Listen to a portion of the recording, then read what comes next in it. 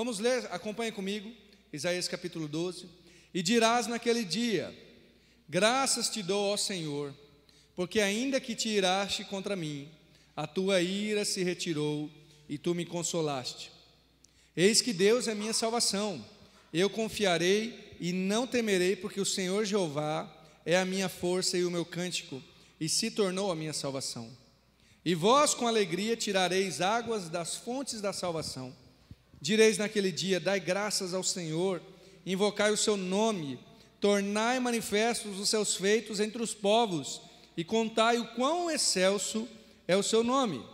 Cantai ao Senhor, porque fez coisas grandiosas, saiba-se isso em toda a terra. Exulta e canta de gozo, ó habitante de Sião, porque grande é o santo de Israel no meio de ti. Amém? Irmãos, o que é esta palavra de Isaías 12? Uma palavra tão graciosa, né? Eu creio que é uma celebração, claro, né? Uma celebração, uma alegria, um cântico de vitória, né? É uma celebração do quê? Da relação com Deus, como Deus foi gracioso, como Ele agiu conosco. Esse texto de Isaías lembra muito, pelo menos para mim, os Salmos, né? Quando o povo agradece ao Senhor, o povo canta em livramento do que o Senhor fez. A diferença entre os Salmos e o profeta é que o profeta está celebrando aquilo que vai acontecer. Apesar de que às vezes tem salmos assim também, mas na maioria dos casos os salmos celebram o que Deus já fez, e o profeta está celebrando já o que Deus vai fazer.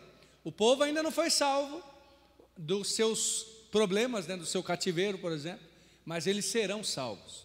Qual é o contexto de Isaías, irmãos? Isaías está cerca de 750 anos antes de Cristo, em que o povo de Israel ainda vai passar pelo exílio da Babilônia. Isaías está profetizando que o povo vai passar pelo exílio, mas já está profetizando que o povo será salvo. Olha que coisa maravilhosa. Deus já dá profecia de castigo, aliás, que serão castigados pelos seus pecados, mas já dá profecia de salvação e uma profecia de celebração da salvação.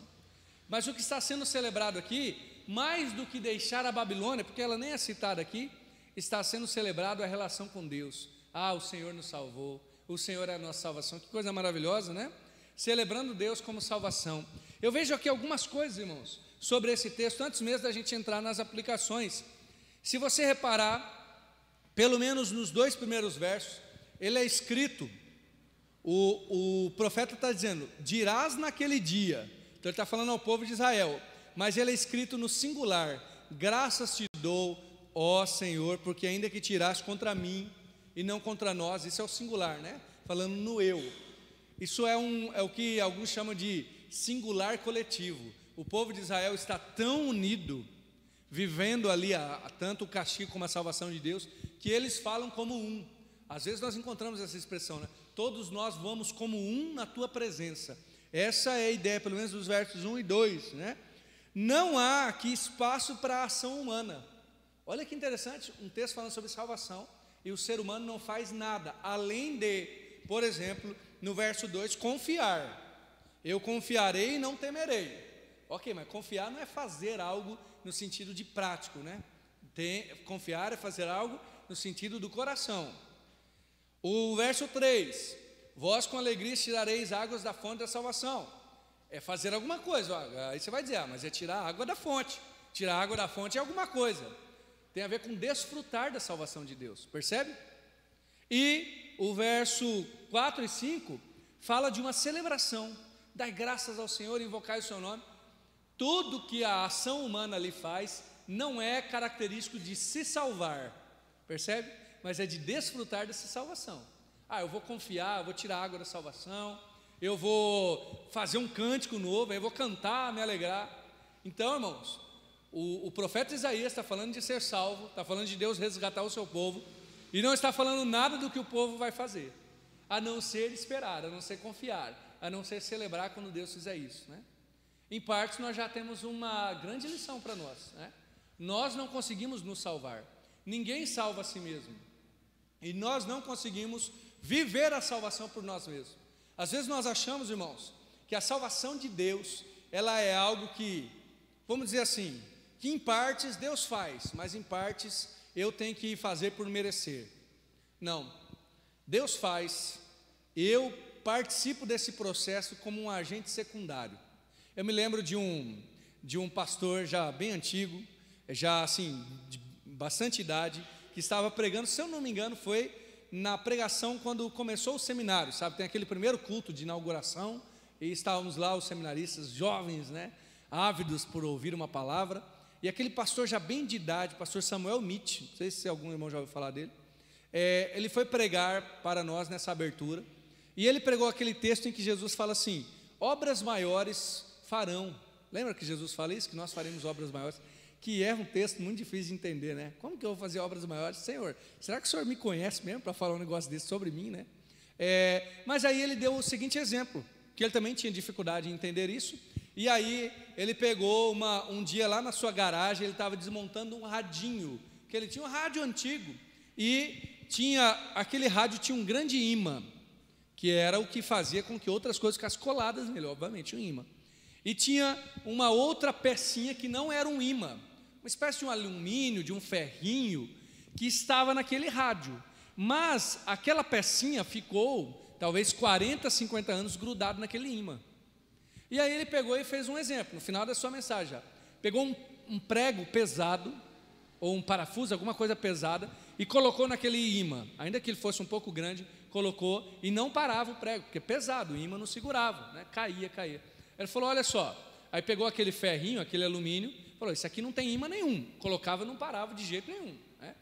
Mas então, ele colocou o ímã junto com o ferrinho, com a outra pecinha, que não era ímã, né? E colocou o parafuso, e o parafuso ficou. Ele falou assim: olha, esse ferrinho aqui, esse alumínio, está há tantos anos aqui que ele foi imantado, né? Essa ideia de que ele ganhou um pouco das propriedades do ímã, vamos dizer assim, ainda que ele não fosse isso. E assim ele aplicou esta palavra de Jesus: eu não sou um ímã, eu não sirvo para grudar nada, mas grudado em Jesus, eu posso contribuir para que a obra dele vá para frente. Eu acho, irmãos, que essa é uma belíssima ilustração da nossa capacidade de fazer algo em Cristo Jesus. Você pode fazer alguma coisa? Não, zero, nada. Você não é ímã para coisa nenhuma. Jesus que é o ímã. Mas grudado em Jesus, chega um pouquinho mais longe a obra dele, através das suas mãos, através do seu trabalho. Eu creio que tem a ver com isso, o desfrutar da salvação também. Eu posso fazer algo? Eu sou digno? Não. Mas em Jesus, vivenciando o que Deus tem para mim, sim, aí Deus pode fazer algo através de mim por sua imensa misericórdia, grandeza, sim, né? Eu sou aquele ferrinho, aquele alumínio que não serviria para nada, a não ser para estar colado no ímã e poder fazer o ímã chegar um pouquinho mais longe pela graça do nosso Senhor. Bom, agora vamos para o nosso texto e vamos ver como que a gente pode desfrutar ou entender a tão grande salvação. Nós vamos ler de novo 6 versos, e cada um desses versos eu quero falar sobre essa salvação do Senhor para nós, né? Primeiro versículo é o povo de Israel orando como um, ou celebrando como um, dizendo assim: graças te dou, Senhor, porque ainda que te iraste contra mim, a tua ira se retirou e tu me consolaste. Então, estamos falando sobre salvação, mas antes da salvação existe a ira. E o que me parece aqui, irmãos, e na história de Israel nós percebemos isso, que a ira de Deus faz parte da salvação. A ira de Deus faz parte do processo de salvação. Lá em 1 Coríntios 11, o apóstolo Paulo está falando, um texto também difícil de entender, tá? Ele está falando sobre a ceia do Senhor, está falando que alguns tomam a ceia indignamente. Você lembra disso? Toma a ceia indignamente, é culpado do corpo e do sangue de Cristo. E aí é falado ali para que a gente não faça isso, porque alguns já dormem no Senhor por causa disso. Essa é a parte difícil, do qual eu não vou me ater aqui. Mas Paulo fala assim: nós temos que nos julgar a nós mesmos, para não sermos julgados, porque quando nós somos julgados, somos repreendidos pelo Senhor, para não sermos condenados com o mundo. 1 Coríntios 11, pelo 30 a 31, olha aí, o Willi coloca na tela para nós aí, fazendo favor. Quando nós somos repreendidos ou julgados pelo Senhor, nós somos retirados do julgamento do mundo. Quando a ira de Deus aparece em nós, encontra aí, então vai para o 31 ou 32. Quando a ira de Deus aparece sobre nós, irmãos, é sinal de que Deus está nos poupando. A ira de Deus na sua vida já é parte da salvação. Porque se Deus não se irasse contra o seu pecado, não pesasse a mão sobre você, talvez você ficaria no pecado. É isso que graças te damos, Deus. O Senhor se irou, mas a sua ira se retirou de mim. Olha aí, o 32, isso, obrigado. Quando somos julgados, somos repreendidos pelo Senhor, para não sermos condenados pelo mundo. Percebe? O ser repreendido pelo Senhor, que não é fácil. Você já foi repreendido pelo Senhor? Não é fácil, né? Mas é parte do cuidado de Deus para a nossa vida, para nós não sermos condenados ou julgados com o mundo. A ira de Deus é parte da salvação. Se você já se arrependeu dos seus pecados, se você já foi salvo, em algum momento pesou sobre o seu coração o estar afastado do Senhor, pesou sobre o seu coração a ira de Deus, ainda que não toda a ira dele, porque senão ele nos esmagaria. Ele é gracioso até nisso, em ser longânimo, em retirar ou segurar a sua ira e não trazer todo o peso sobre nós. Mas quando essa dificuldade, esse peso no nosso coração vem, Deus está nos poupando de algo pior. A ira de Deus faz parte da salvação dele. Portanto, celebremos e agradecemos ao Senhor. Obrigado, Senhor, porque eu pequei, mas o meu pecado pesou sobre o meu coração. Obrigado, Senhor, porque eu pequei, mas o Senhor deixou com que eu fosse açoitado por causa daquilo. As consequências vieram para não ser pior, para que eu me arrependesse. Tem um indiano convertido ao Senhor, que ele faz um seguinte exemplo que eu acho maravilhoso também. Acho que eu já até comentei com os irmãos. Ele compara o pecado de quem está no mundo para quem está fora do mundo como alguém perto de um rio. Não sei se você lembra disso, talvez já tenha falado. Quando a pessoa entra no rio, ela está em milhões de litros de água, né? Vamos dizer que essa pessoa mergulhe naquele rio. Então ela está mergulhada em milhões de litros de água. E a água está por cima dele. Mas ele se sente até mais leve, não é verdade? Você certamente já mergulhou no rio. Fala, que beleza, ficar mergulhado. Mergulhado, você parece que você flutua, né? E ele compara a quem está no mundo, está em pecado. E às vezes a gente que é crente fica pensando, como que o cara consegue pecar e não sentir um peso no coração? Já pensou isso? Ele está mergulhado em pecado, se sente até mais leve. Eu posso fazer o que eu quiser. E aí ele diz assim, quando a pessoa se converte, ela é retirada daquela água de pecado, nesse sentido da ilustração. E agora pensa que você está na beira do rio, e você pega um panelão de água, né? E enche de água, panela de, sei lá, de 15 litros, 20 litros. Vai ser pesada aquela panela cheia de água? Vai ser bem pesada.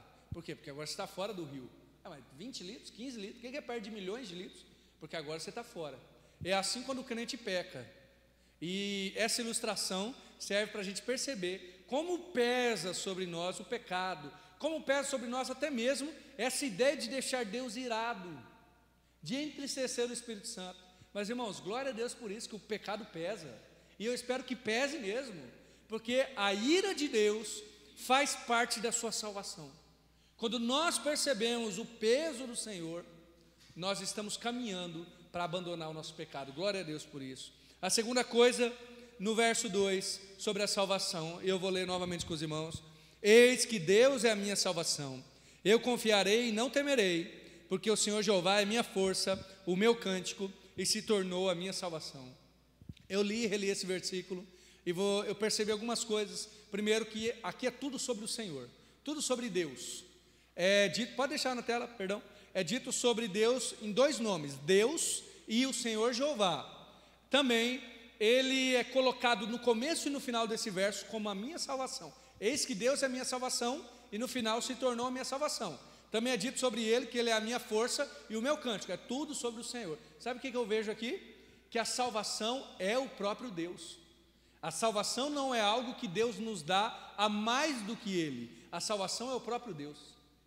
Quando nós entramos na vida do Senhor, e aí o apóstolo Paulo vai usar um termo muito famoso. Se você já leu várias vezes o apóstolo Paulo, certamente você vai lembrar.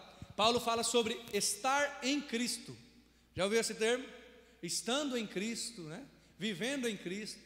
Ou vivo não mais eu, mas Cristo vive em mim. O que Paulo está imaginando aqui? Uma nova realidade, como se ele entrasse numa vida que é Cristo, que é o próprio Cristo. Coisa, né, estranha até de entender, difícil de entender. O profeta está dizendo, Deus é a minha salvação. Às vezes a gente fica pensando, não, como que eu posso fazer para Deus, para que Ele me dê aquela salvação? mas a salvação é experimentar e viver a vida de Deus em você. Isso é salvação. Irmãos, nós temos ouvido aqui várias vezes, até as irmãs estudaram a ideia sobre os ídolos do coração, né? Gosto muito de um pastor chamado Timothy Keller. Ele tem um livro chamado Falsos Deuses, que fala sobre nós termos ídolos, né? Ou deuses falsos. E o que seria um Deus, irmãos? Tem até uma teoria de um psicólogo que diz assim: todo mundo tem um Deus. Ainda o camarada é ateu, mas ele tem um Deus. Por quê? Deus é aquela coisa que dá sentido para a sua vida. Você pode não chamar de Deus, de Senhor, mas é a coisa que dá sentido para a sua vida. Ser salvo, irmãos, é que Deus seja de fato quem dá sentido para a sua vida. Ser salvo é entender que o próprio Deus é essa salvação. Viver com Deus é essa realidade de ser abençoado, mais do que as próprias coisas que Deus pode nos dar. Porque às vezes nós vamos até o Senhor pelo que Ele pode fazer para nós. E é claro que Deus pode nos abençoar, é claro que Ele tem nos abençoado, nós temos testemunhado disso. Mas a maior bênção é o próprio Deus. E essa é a graça dele. E às vezes, irmãos, o Senhor permite, e Ele até nos retira coisas, para que a gente vá acostumando o nosso paladar com Ele, né? É igual, eu brinco com os irmãos, né? Acho que a maioria dos irmãos sabem, que eu me acostumei a tomar café sem açúcar, né? Que coisa, eu acho muito bom, recomendo para todo mundo, né? O paladar é difícil no começo, né? Você toma aquele café sem açúcar, você fala: Senhor, será que eu vou conseguir, né? Depois se acostuma, porque o paladar vai acostumando, né? Então hoje eu consigo tomar com e sem açúcar, tranquilamente. Só não consigo com adoçante ainda, não sei se um dia eu vou conseguir, né? Mas com e sem açúcar. Essa mudança de paladar é um processo. Eu tive que retirar o açúcar, ficar um bom tempo pensando: nossa, mas que café ruim, até se acostumar a gostar daquele café. Às vezes Deus vai até nos tirando algumas coisas, tipo tirar o açúcar. Fala: Senhor, mas por que eu estou sem isso, por que eu estou sem aquilo? Para que a gente perceba que a salvação é o próprio Deus, e que a bênção maior é o próprio Deus, mesmo que a gente deixe de ter algumas coisas. Irmãos, se satisfazer em Deus, sem ter coisas para dizer: eu estou satisfeito em Deus por causa disso e disso e disso, é uma das melhores coisas que a gente pode ter. Senhor, obrigado, porque eu tenho o Senhor. Não tenho isso, não tenho aquilo, mas eu tenho o Senhor e estou feliz, né? Estou satisfeito. Vamos para a terceira coisa, terceiro verso: vós com alegria tirareis águas das fontes da salvação. Agora você percebe que muda quem está falando. Até o verso 1 e 2 são o povo de Israel que está orando. Agora me parece ser o profeta Isaías dizendo isso: vós com alegria tirareis água das fontes da salvação. Quando a gente fala em salvação, irmãos, nós normalmente pensamos em um momento específico. Por exemplo, a gente normalmente costuma perguntar assim: você lembra do dia que você foi salvo? Você certamente já ouviu essa pergunta. Eu mesmo tenho uma resposta na ponta da língua: 12 de março de 2000. Me lembro daquele culto, eu já testemunhei aqui para os irmãos, né? Tinha 10 anos. Talvez você se lembre do dia que você foi salvo, porque eu creio que a salvação, ela é um ato também. No ato da conversão nós somos salvos. Mas, se nós tivermos apenas esta visão, nós teremos um problema com esse verso. Como que a salvação é fontes de água? Como que nós vamos tirar das fontes da salvação? Fontes são coisas inesgotáveis, por assim dizer. Você tira amanhã, você tira de novo, você tira de novo. A salvação, irmãos, é uma realidade inesgotável do próprio Deus para nós. Portanto, a Bíblia trata de salvação como um ato, mas como algo contínuo. A santidade está dentro da salvação, está contida nessa relação com Deus, nessa nova vida. Salvação é inesgotável. Você sempre terá mais água para retirar das fontes da salvação. Você sempre terá mais de Deus para experimentar. Você sempre terá mais da palavra, mais experiências com Deus, mais vida com Ele, mais transformação, mais do Espírito Santo sobre a sua vida, mais dons, mais testemunhos para vivenciar, porque são fontes de salvação. E talvez um dos nossos grandes problemas é se satisfazer com pouco. Às vezes a gente até fala assim, não vou pedir mais tanto, né, para o Senhor. Claro que a gente não pode ficar pedindo coisa egoísta, errada, né?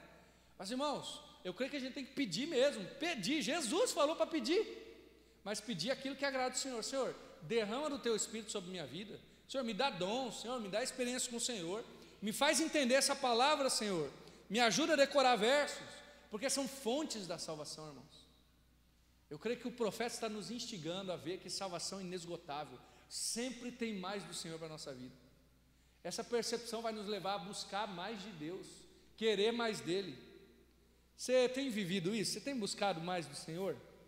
Às vezes é difícil, né? Eu posso dizer da minha experiência pessoal, todo mundo tem vários momentos na vida, várias fases na vida, e eu, contudo, né, com toda a vida, estou assim, um tanto quanto cansado. Então, coisas que antes eram mais fáceis, né?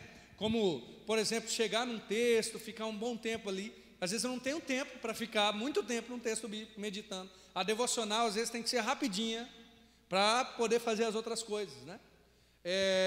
Mas ainda assim, Deus é gracioso. Deus tem dado para mim algumas coisas para que eu possa buscá-lo, alguns momentos para que eu possa buscá-lo. Parece que, né, as fontes da salvação vão se abrindo em outros momentos do dia, de outras maneiras, né? Deus tem mais do que nós temos vivido. Essa é a verdade. Deus tem mais dele, tá? O que eu faço então? Então eu tenho que fazer alguma coisa. Não, eu tenho que buscar Ele, e Ele vai proporcionar isso para mim e para você. Vamos para frente. Agora volta o povo de Israel dizendo, verso 4: direis naquele dia, dai graças ao Senhor, invocai o seu nome, tornai manifestos os seus feitos entre os povos, e contai quão excelso é o teu nome. Irmãos, tem tanta coisa aqui. Dar graça ao Senhor, invocar o nome, o testemunho para os povos. Mas eu quero frisar uma coisa aqui, irmãos. Agora, o profeta volta a falar do povo, que o povo vai dizer. E veja aí uma das coisas tão incríveis sobre salvação. A salvação é vivenciada em comunidade.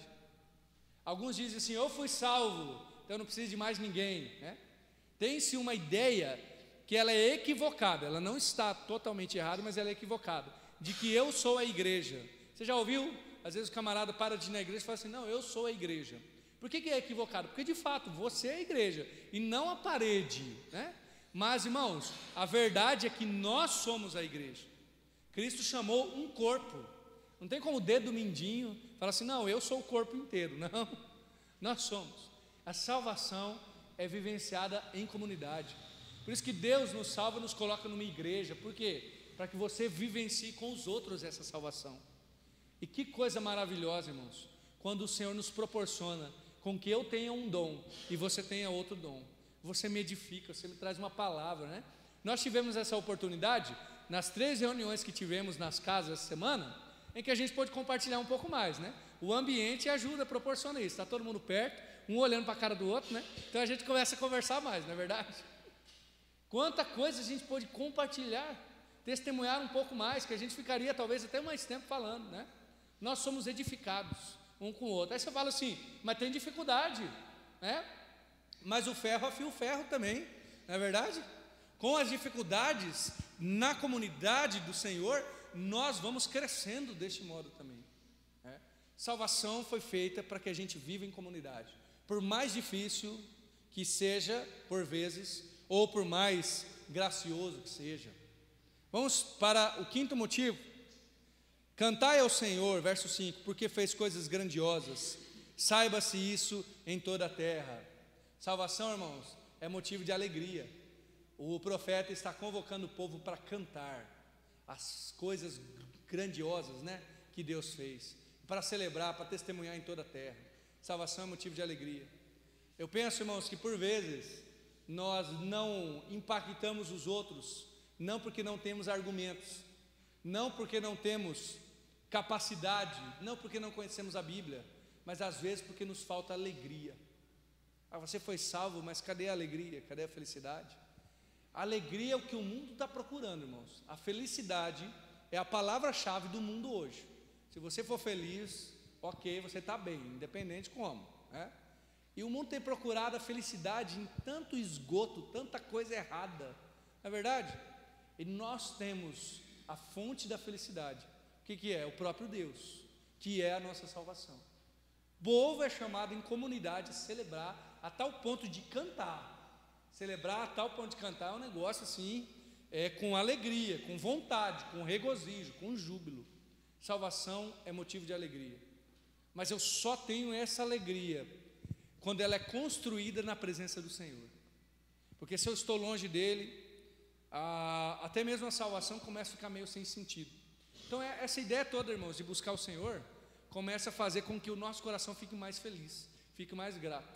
Talvez se você começar a orar hoje, buscar a Deus hoje, ler a Bíblia hoje, amanhã você não vai estar felicíssimo. Agora eu acordei pulando de alegria. Não, mas no processo, Deus vai trazendo alegria ao seu coração, a tal ponto de você atender esse chamado do profeta. Cantar ao Senhor, sim, porque Ele fez coisas grandiosas. E vamos para o final, verso 6. Exulta e canta de alegria, olha aí a alegria de novo, ó habitante de Sião, porque grande é o Santo de Israel no meio de ti. Qual que é a palavra aqui? Fique alegre, porque o Santo de Israel está no meio de vocês.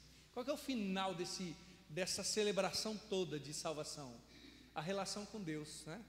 É quase que uma repetição do que eu falei no verso 2, que Deus é a própria salvação, e agora ele canta e ele celebra que salvação é se relacionar com Deus, é que o Santo de Israel está no meio de nós. Irmãos, por que nós viemos na igreja? Por que nós lemos a Bíblia? Por causa da nossa relação com Deus, porque amamos o Senhor. Ser cristão é entender algumas verdades, sim, é viver de um modo específico, sim, mas ser cristão, acima de tudo, é amar alguém. Por isso que nós dizemos que o cristianismo, ou ser cristão, não é uma religião, ou também não é uma filosofia, porque não é um entendimento apenas. Claro que você tem que entender a palavra do Senhor, mas ser cristão é um relacionamento, é amar o Senhor Jesus, é amar o nosso Deus, Pai de nosso Senhor Jesus Cristo, e ter um relacionamento com Ele. Esse talvez seja o âmago do que é servir ao Senhor, é amá-lo acima de qualquer outra coisa. Veja, salvação é relacionamento com Deus. Portanto, quando Deus te salvou, eu creio que você já foi salvo, você foi chamado a ter um relacionamento com Deus. Não perca isso, esse é o âmago da salvação.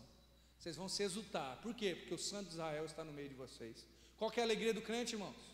Qual que é a grande alegria de fazer um culto? Por que a gente vem no culto? Porque aqui o Senhor é celebrado, porque aqui o Senhor está no meio de nós. Não que lá na nossa casa Deus não esteja, porque Ele é onipresente, mas Ele já era onipresente no Antigo Testamento, e ainda assim é celebrado o Senhor no meio do seu povo. A relação com Deus é motivo de alegria, motivo de transformação, e é o que nós chamamos de salvação.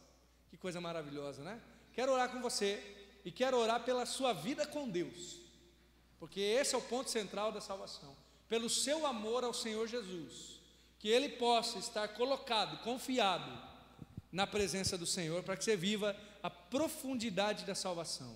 Deus de amor, obrigado, Senhor, porque estamos aqui. Obrigado por essa semana de oração que encerramos hoje, Pai. Mas obrigado, Senhor, acima de tudo, pela relação que podemos ter com o Senhor. Obrigado por tão profunda salvação, que vai no mais profundo, no âmago do meu ser, e lá dentro pergunta a quem eu amo. E eu, tão infiel, sou transformado pelo Teu Espírito, a ponto de responder, sim, Senhor, eu te amo. Tal como o Senhor pergunta a Pedro, Senhor, eu te amo, Tu sabes, Pai. E responder isso ao Senhor é experimentar da salvação. Pai, queremos mudar, sim, nossa vida, queremos mudar o que fazemos, queremos ter mais tempo para o Senhor, em oração, em leitura da palavra, mas que tudo isso brote de um coração desejoso de viver com o Senhor. Que haja esse ardor, assim como muitas vezes há ardor para o trabalho, para o conhecimento, para coisas boas, que haja esse ardor tão profundo no nosso coração, e que a gente possa, a partir disso, tirar a água das fontes da salvação, ter experiências com o Senhor, conhecer mais o Senhor, entender mais da Tua palavra, desejar orar, conseguir testemunhar do Senhor para os outros, ver gente se convertendo por causa da nossa pregação, pelo agir do Senhor, mas pela nossa pregação, porque estamos nessa relação contigo, tirando águas das fontes da salvação. E obrigado, porque já temos experimentado, Senhor, temos experimentado dessa água que muitas vezes tem matado nossa sede, Mas Deus, a nossa oração é que nós queremos mais, nós queremos buscá-lo mais e viver mais do Senhor para nós. Oramos em nome de Jesus, amém. Amém, irmãos.